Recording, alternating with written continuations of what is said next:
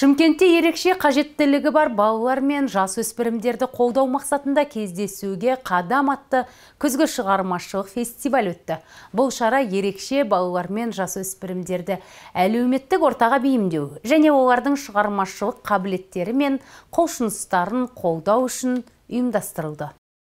Шымкент қаласы әкімдігінің қолдауымен және Арман әлемі коалициясының ұйымдастыруымен өткен шараға Ордабасы футбол клубының ойыншылары арнайы қонақ ретінде келіп, ерекше балаларды фестивальдің басталуымен құттықтап, оларға сый-сияпат жасады. Фестивальге Шымкент қаласы білім басқармасына қарасты арнайы ұйымдар, кәсіптік колледждер мен инклюзивті сыныптардың ұстаздары мен шәкірттері атсалысты. Өмірдің барлық қуанышына, өмірдің барлық сыйына сендер дайын болыңдар.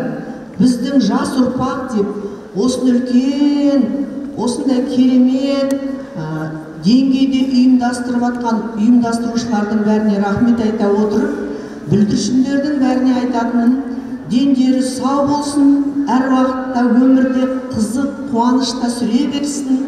Бүгін көріп жасап атқан осындай бүлдіршіндеріміздің жұмыстарына қарап, жүрегіміз толқып қуанып жатырмыз. Бұл дегенің керемет мереке. Барлықтарына мереке құтты болсын. Әр уақытта алдағы өмірде өздерінің жолдастарымен өздерінің ойып алатын орындарың бар екенін сендер еш уақытта ұмытпаңдар. Бүгін қандай қолөнердің кереметіне куәсі болып жатырмын. Қарап, өзім соған сондай ырза болып жүрегім толқып тұр. Сондықтан да біз сіздерді әр уақытта жақсы көреміз. Біз сіздерді қолдаймыз. Осындай үлкен мерекелер, қуаныштар көп болсын.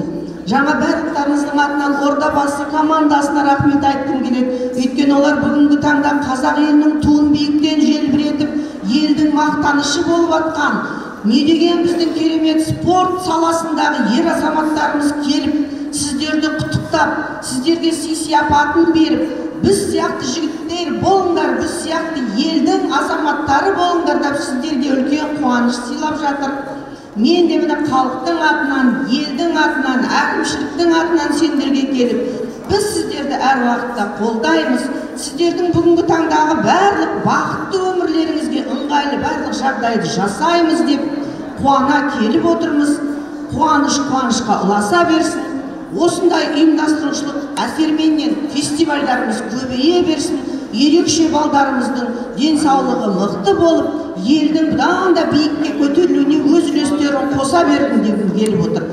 Барлықтарыңызға бүгінгі мереке құтты болсын. Бүгінгі жиынға 3-ші мегаполистегі барлық оңалту орталығы мен арнайы колледждерден балалар мен жасөспірімдер шақыртылған.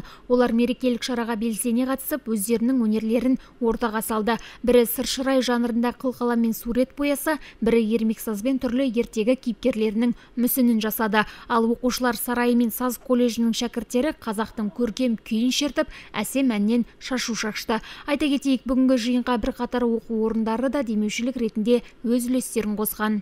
Өздерін атсалысып отырған өнер адамдарына, волонтерларға және ұйымдастырушыларға керемет жомарт азаматтарға алғысымды білдіремін. Болашақта бұндай сахнаның өте керек. Көріп жатырмыз, қуанып жатырмыз, және алдымызға айтылып жатыр керемет сөздер.